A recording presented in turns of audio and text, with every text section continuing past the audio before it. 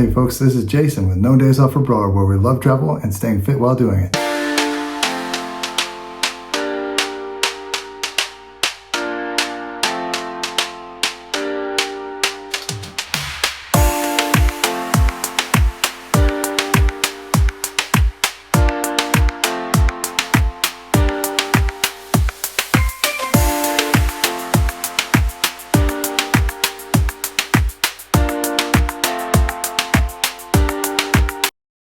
Today I'm sharing with you details of our exciting and issue-free 3-week family trip to Europe. As I share about each location, I'll also be sharing a few travel tips on each one to help you in your journeys, and then wrap it all up with 3 pro-level insider tips that made our journey magical. I've traveled all over the world for the last 40 years, so keep watching to learn valuable tips that will help you experience great travel too.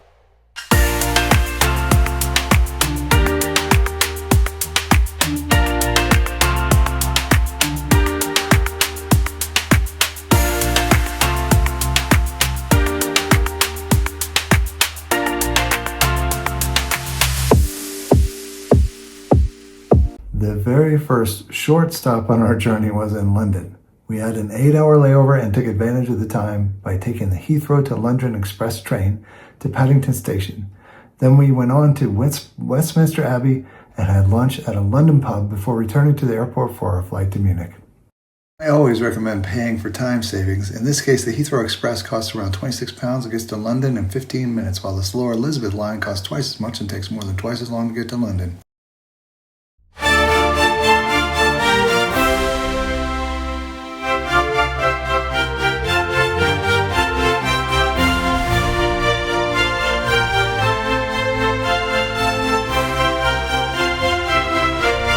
Next, we flew from Munich to London and enjoyed 4 full non-travel days touring around Munich and also making a couple side trips. Munich was wonderful. From the weather to the people, it was amazing. Of all the places we visited, Munich was our favorite from the standpoint of would we live here? Enjoy! On to Munich, and this is the Rathaus, or the new town hall, in Marienplatz.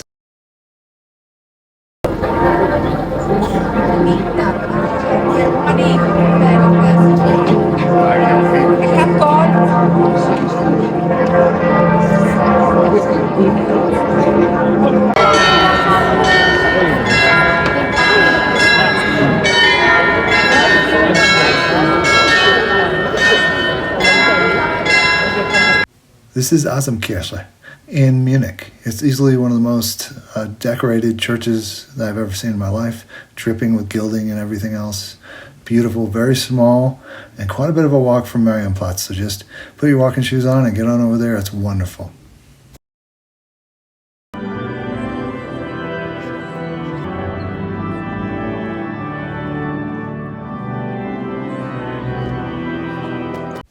This is the legendary Hofbräuhaus in Munich. It's important to note that all of these tables are communal. So as you sit down, you'll likely have somebody sit down with you unless you take up the whole table, which is wonderful. We met some folks from Austria here and had a great time.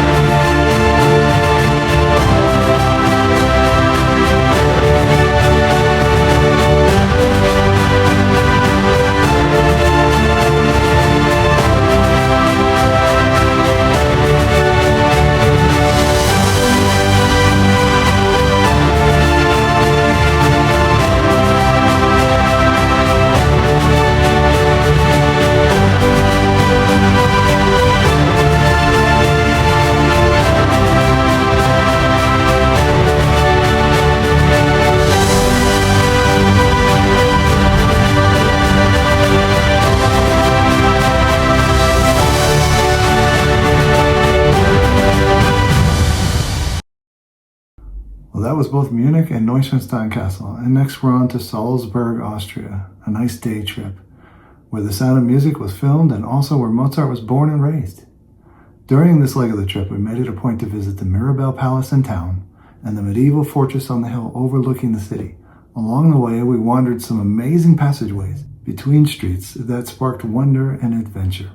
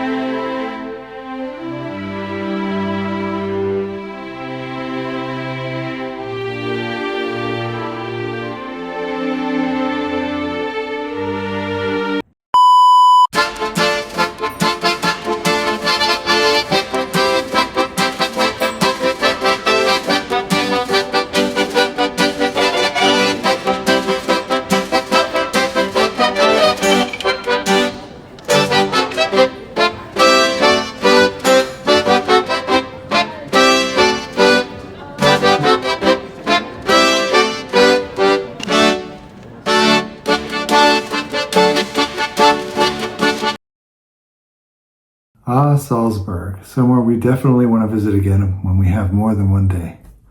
Next, we returned to Munich, got some rest overnight, and hopped a couple bullet trains to the City of Lights, Paris.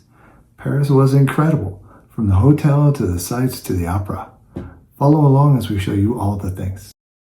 Our first stop in Paris was our hotel, the Marriott Opera Ambassador Hotel, and it was amazing. This is a 5-star hotel near the opera, and the room really was this nice. This is the view from the room. We also took full advantage of the executive lounge on the top floor, and here's the view from that executive lounge of the Eiffel Tower. We were lucky enough to enjoy this view every morning at breakfast, all 4 days we were in Paris.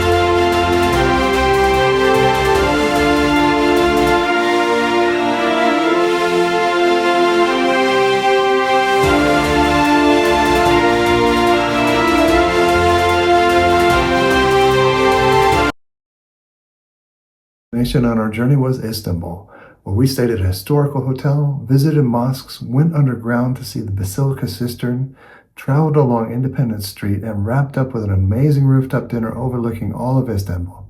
Here we go.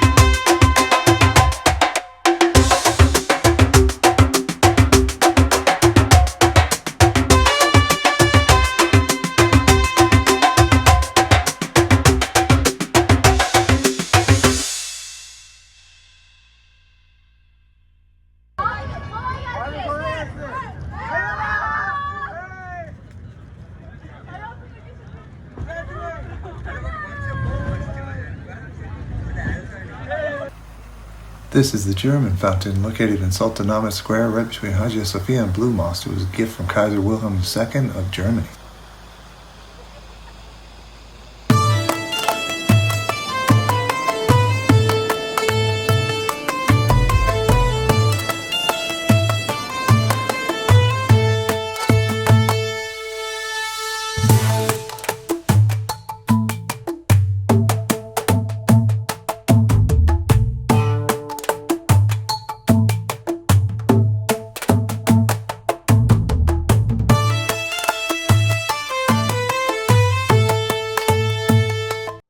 Ironically, as you exit the Hagia Sophia, you can see the Blue Mosque from the exit gate.